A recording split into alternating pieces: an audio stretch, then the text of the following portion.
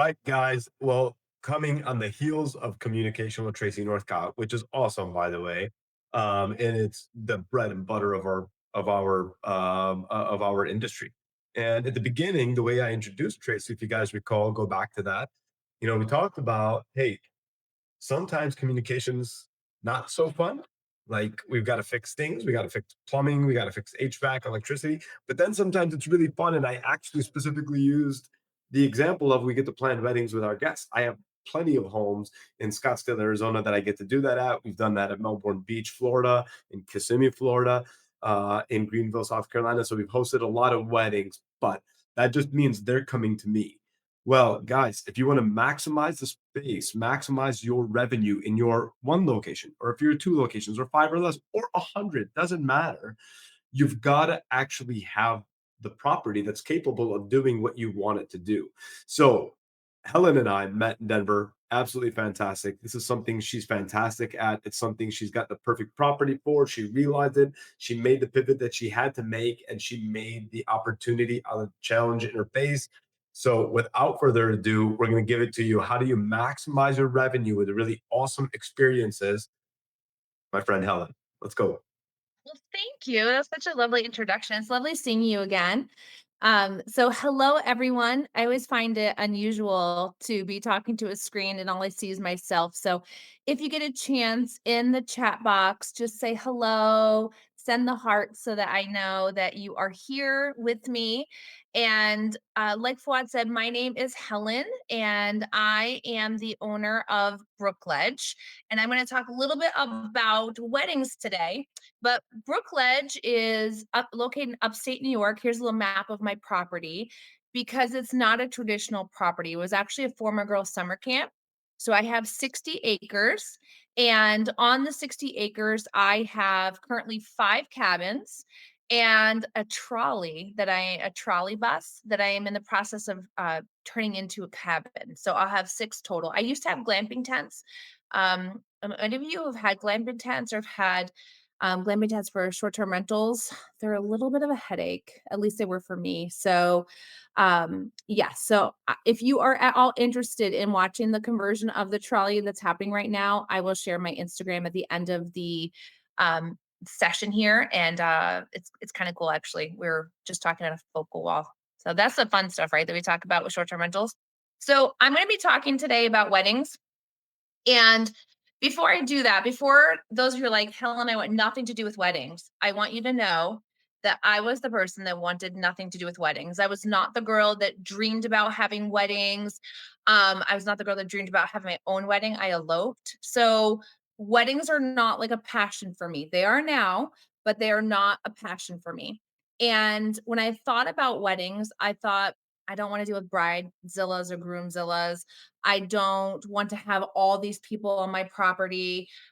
There are a ton of work. Like in the comment box, tell me all the reasons why you do not want to have weddings at your property. I would love to see what it is that you are concerned about or your worries. And I'll let you know, I probably have the same worries and concerns as well. I did not, like I said, have any desire to do weddings. I'll tell you why I ended up wanting to have weddings, and you may want to reconsider as well. Yeah, a lot of people think it's stressful. I can tell you right now, it doesn't have to be like at all. Sometimes I don't even go down to when the weddings are there and I'm watching Netflix. So they do not have to be stressful. I do happen, just full disclosure, live on site. I live in upstate New York. If you are not familiar with it, it's crazy expensive here. So me being a resourceful business person, I just built my own little place on site. So I live on site. So that may be different for some of you who live far away, but you can still live far away or not live on site and do what it is that I'm doing. All right. So let me talk to you a little bit today. So if you are following me on my social media, I wrote down truths and a lie about what we'll be talking about today. And one of the things were rocks. Yep, I'm going to talk about rocks today. Events, short-term rentals, linens. And my lie is I am not going to talk to you today about linens. We are going to talk about everything but linens today. And I'm going to talk to you about the types of weddings, how to increase your revenue, advertising, and then some things you should consider when you are doing events at your property. Tracy, I love rocks too. So, the types of weddings. Now, I want you in the chat box to write down a number, one, two, three, four, five, just a number of how many different types of weddings you think there are. So in the chat box, write down one, two, three, four, five, six, seven, just a number of how many types of weddings, how many kinds of weddings there are. Because I did not know this until I started doing things with weddings. So let me see. Yes, Anya, you hit the nail on the head. There are three types of weddings. So the first type of wedding I'm going to talk about is an elopement. This might be the perfect size for your short-term rental. Tracy, there are not 796. So the elopement is great because it's under 10 people. What's nice about it being under 10 people is if you have a beautiful cabin in the Smokies, elopements would be a great way to do that. They might rent out your space, get married there on site, do a small dinner, and that's all that they want. They just want beautiful pictures and a cozy type of setup. So elopements under 10 would be a great option for those of you who have a smaller short-term rental, or even if you have one big property. This is a great option, and there is a way that you can make extra money, an extra revenue stream doing that. And I'm going to show you in a minute. Micro weddings are quite large, quite of a big trend right now. And so those tend to be under 30 people. So I can sleep 30 people on my site, on my property. And so a micro wedding would work perfectly, no problem. And then anything over 30. So the average wedding that I welcome here is around 150 people. That may be too many people for your property, and that's okay. But then maybe you focus on something else, on a different setup. You can also consider things like bridal showers, bachelorette parties, engagement parties. It doesn't have to be weddings, but it can be part of the wedding industry. Okay, so now how to make money with the weddings. And that's really, I mean, let's be real. That is why I do weddings. It's how is it that I'm making money with them? And with the weddings, one of the things you can do is you can charge an extra fee, some type of an event fee. Now, I'm going to share with you in a minute my event fee. I do want you to take into consideration I live in upstate New York. Why that's relevant is I am the second most expensive state in the country. And so with that, things are a little bit pricier here. So something to take into consideration when we talk about that. With the event fee, you're going to have to maybe charge things for like additional parking, or you can do some upsells. Maybe you're going to do a party package, tables, chairs, create some type of wedding package. It doesn't have to be elaborate. We already all do upsells. We have those experiences. This is just a different type of experience. And I'm going to talk to you a little bit about that. Okay, so how to determine your fee, your event fee. There will be wear and tear on your property, right? There's going to be extra cars. The cars are going to be coming from the guests. They're going to be coming from the vendors. So know that you're going to have additional cars on your property. They could be parking on your grass, something to be mindful of. You will need to pay your cleaning team a little bit more because you're going to have extra cups, extra garbage. There might be extra makeup and bobby pins and just different things that they are using to get ready for their wedding day. So you're going to need to take into consideration that you might have to have extra people for cleaning. What is it that you're going to be including? So I will show you what I include in my space. And all the pictures you're going to see today, these are all real pictures from my venue, from my property. And you'll see that I have a pavilion, and that's going to be important to note in just a little bit. Okay, so my event fee. All right. So if you saw me in Colorado, my event fee was 17,000 is now 19,000. So to rent my space for 2 nights is $19,000. Now you might be like, Helen, Okay, but listen. So what I include, I have the lodging for 30 guests. So they get to have their whole wedding party, family, whoever it is, stay with them. They have exclusive use of the space. So nobody else is staying here. Nobody else is having a wedding here. They have the full space for the full weekend. They also have 4 people that are going to be cleaning the cabins after they leave. So after everybody leaves, I pay 4 people to go through and clean the whole space. I sleep 30, but I allow up to 200 to party. So that means they have 30 that sleeps there. They can invite another 170 to come and party with the tent. Tracy, that's 2 nights. 2 nights is 19,000. For just the day is 14. With that, I include event insurance. I'll talk to you about that in just a second and what it is, but that's included in my 19,000. That is a $250 fee for me. So I deduct $250 of that 19,000 as far as my profit. And it's done because it's something to protect me. I include in that 19,000, they're going to get 3 to 5 staff members. Those staff members are there during the entire wedding, and they're there for 3 reasons. One, to help with guest experience. We want to make sure that our guests that are staying on site or that are coming to visit have a positive experience. So we have 3 to 5 people that are there. I have one person that arrives in the morning at 8 o'clock. And then 2 hours before the guests arrive, I have 2 more people that come. Those people help with parking, they're checking the bathrooms, they're assisting anybody who is older that may need some mobility issues. So they're really just there for guest experience. I pay each of those people by the hour. It's deducted out of my 19,000 that was charged. I have technology that I pay for. You know, we all have tech stacks. And I was talking earlier with Hostfully with Frank there, and we were talking about some of the tech needs for those of us who do have short-term rentals and doing events. And so having a tech stack is important for me. And I have to have multiple tech stacks at the moment. We're working on changing that.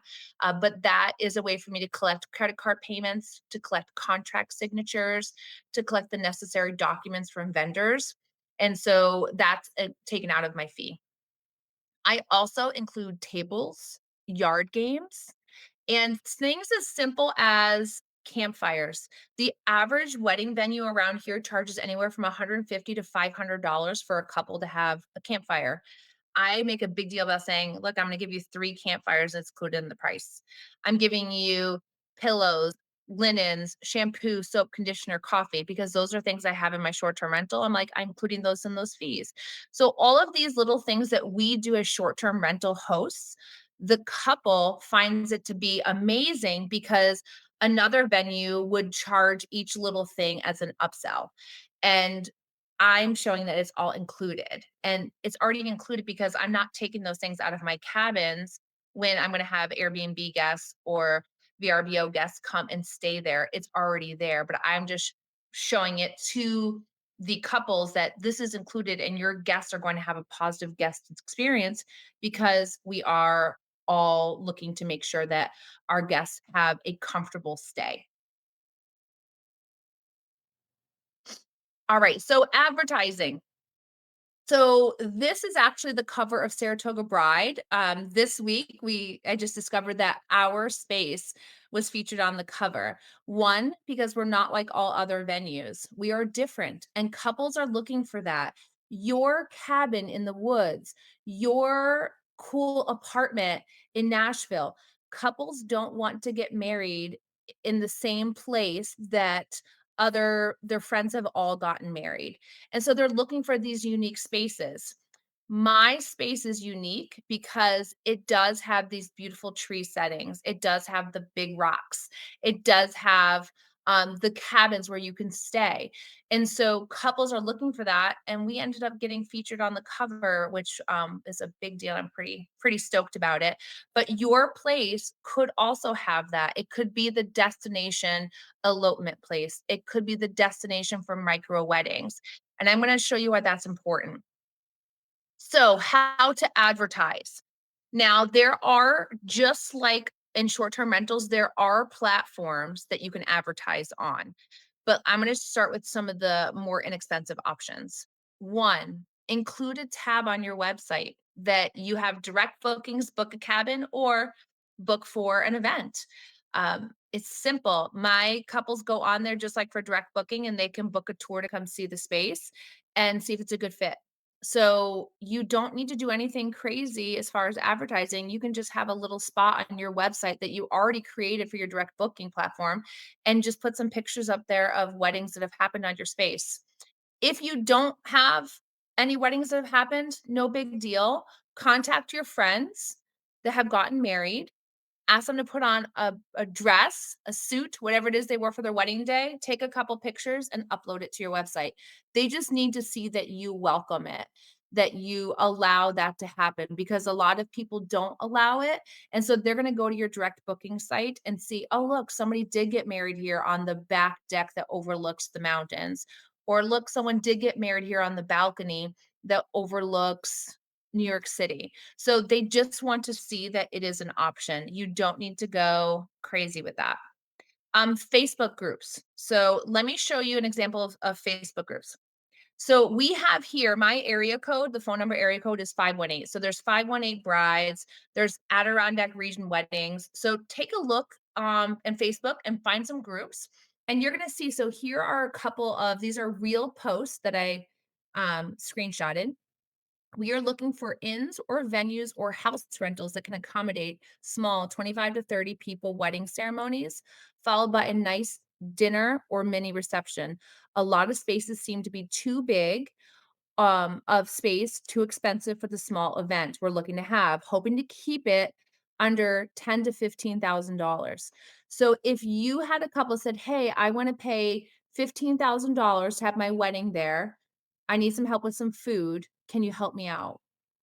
So in the chat box, tell me if you're like, yeah, $15,000, you can have my place for a weekend for 25 people and you need help with food.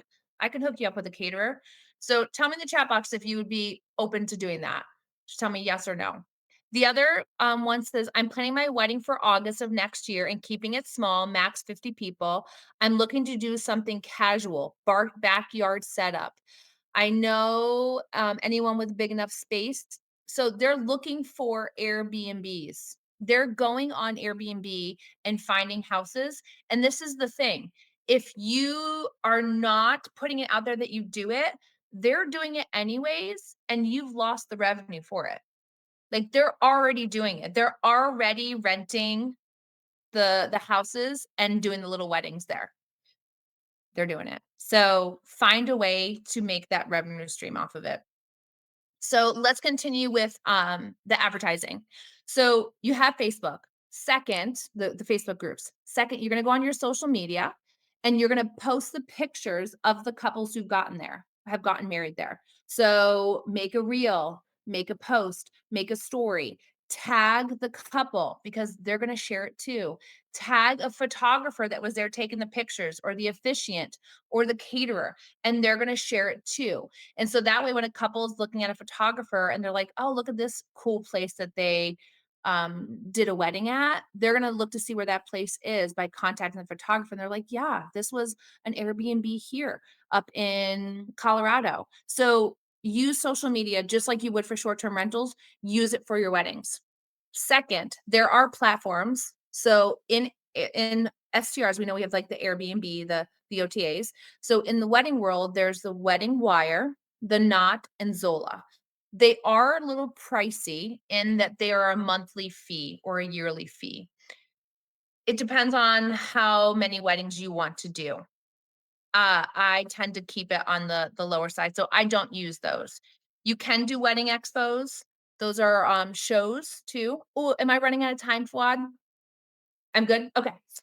You can do wedding expos, which is just like a big kind of convention center. You have a booth, and I get a lot of couples that way because they're going there to try to find unique things, and they are not super pricey. I get probably about 5 to 10 couples that book each year off of the wedding shows. And then talk to vendors. Let the photographers in your community know that you have a space that you are looking to have a wedding.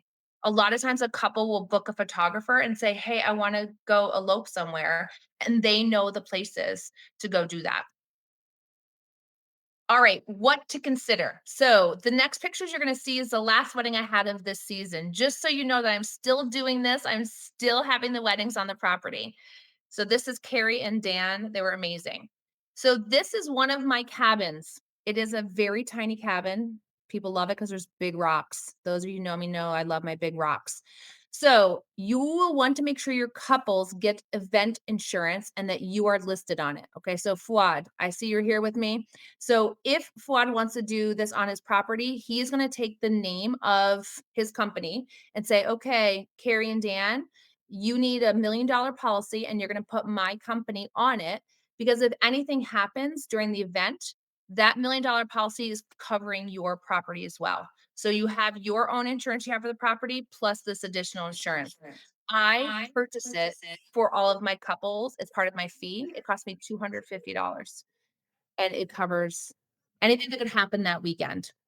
Um, you're gonna wanna update your insurance and make sure your insurance company knows that you're going to be, doing this type of stuff. You need to have a contract, a separate contract from your short-term rental. So in my contract, I have things like we don't allow glitter, confetti, open flame candles. We don't allow food that's not prepared by somebody who holds a Department of Health certification. We actually added bar to our venue, so they have to purchase all the alcohol through me. So there's all these different things that I put in there as a way of protecting myself, but also to make extra revenue. And you're also gonna need a space for your couples to get ready. So things to think about, outlets or mirrors, just things along those lines to make sure that you have a proper space for them to get ready. Some additional things to consider. Vendors are going to be using your space. They should sign a contract too. So have a contract that they sign. I make all of my vendors submit a certificate of insurance. So they also have to prove that they're insured. So if they trip and fall and break their camera, it's on them. They're insured for their equipment, things like that. This is my PSA. Do not tell a couple you're taking a deposit. I want everybody in the box right now going to say, I'm not using the word deposit anymore, Helen. It's called a booking fee. Because if you go to court and a couple wants their deposit back and you use the word deposit, you're giving it back. If it's a booking fee is what was used to save your date. So that's one of the things in the wedding world. A lot of venues have had to deal with that because of COVID and they had to give deposits back. Booking fee is a fee you paid to book there. So that's my PSA. No more saying deposits, everybody. Uh, I'll jump in there for 1 second, Helen. We do both. We actually do a security deposit and a booking fee.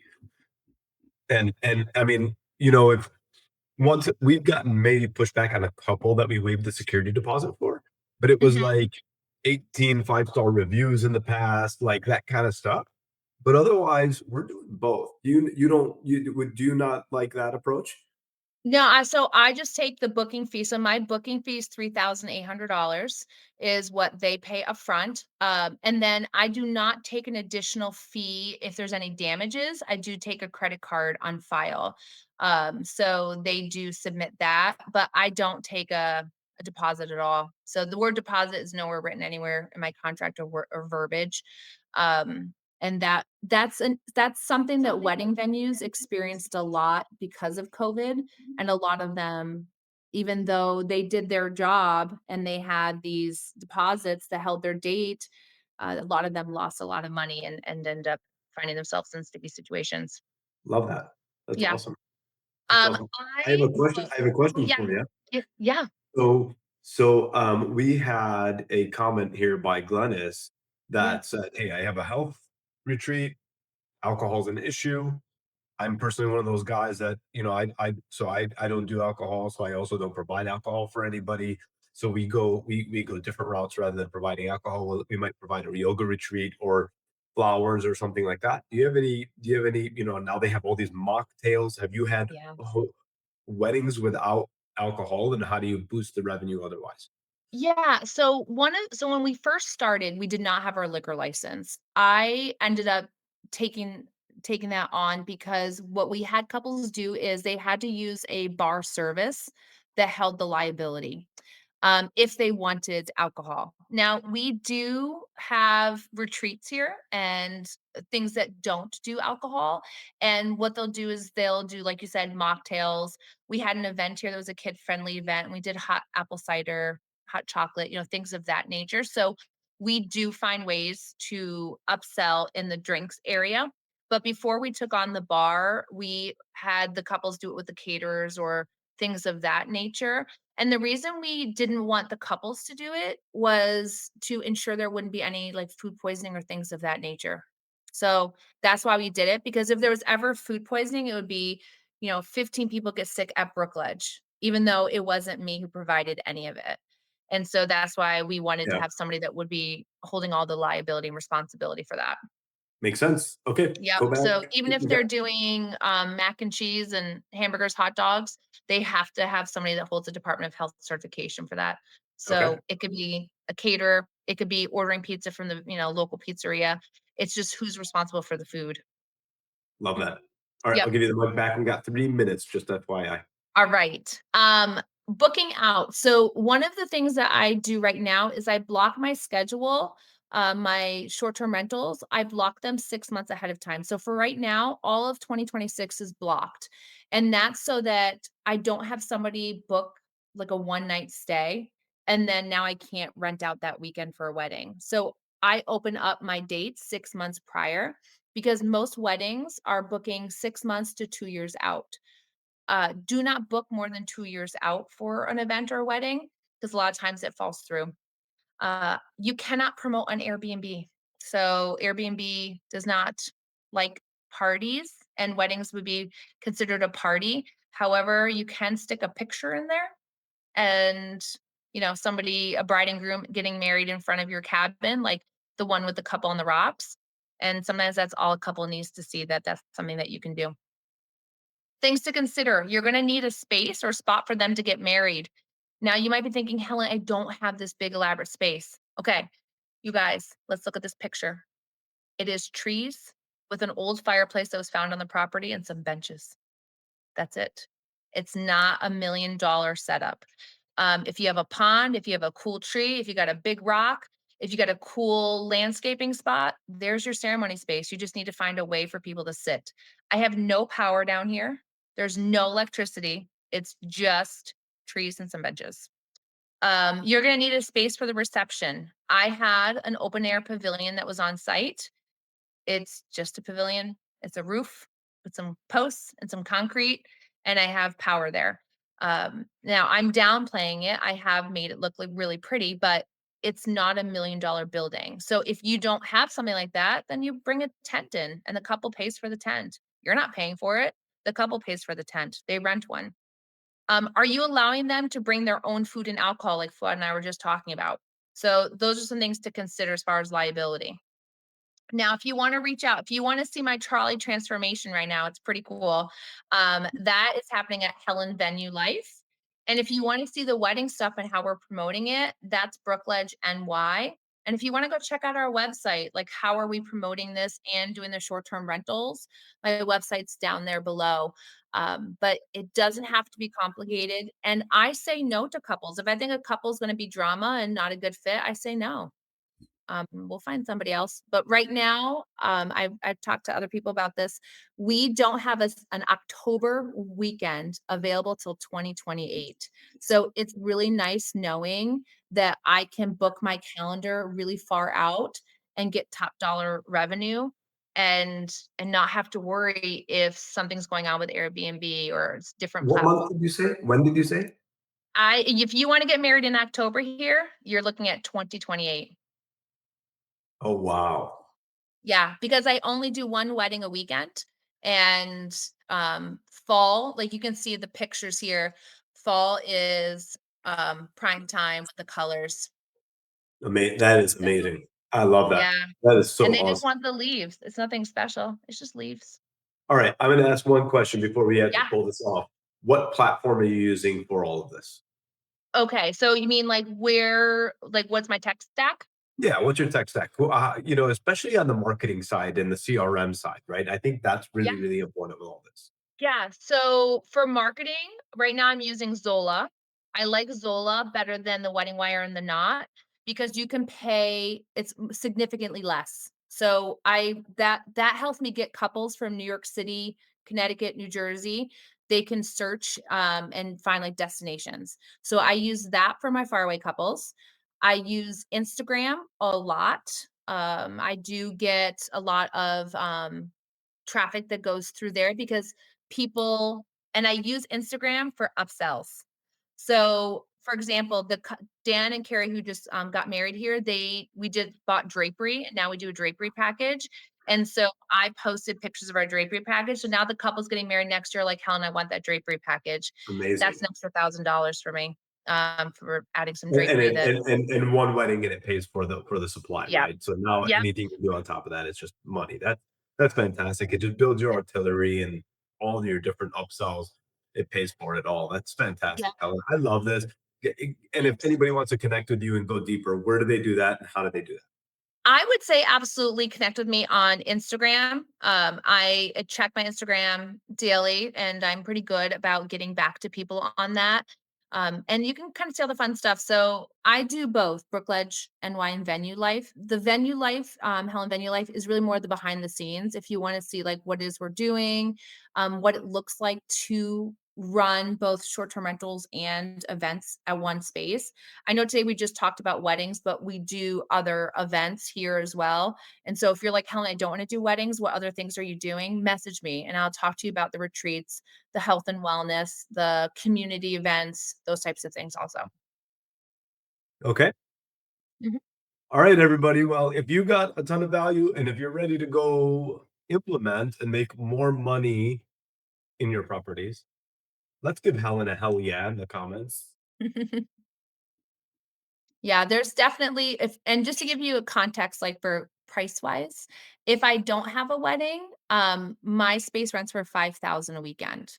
So doing 5,000 or 19,000, That's it's kind not of worth it. terrible. Yeah, It's not kind of terrible. kind of worth it. Yep. All right, Helen, I appreciate you. Love it. Thank you so much for adding value and pouring into the community. And we will see you on Instagram. Sounds good. Thank you.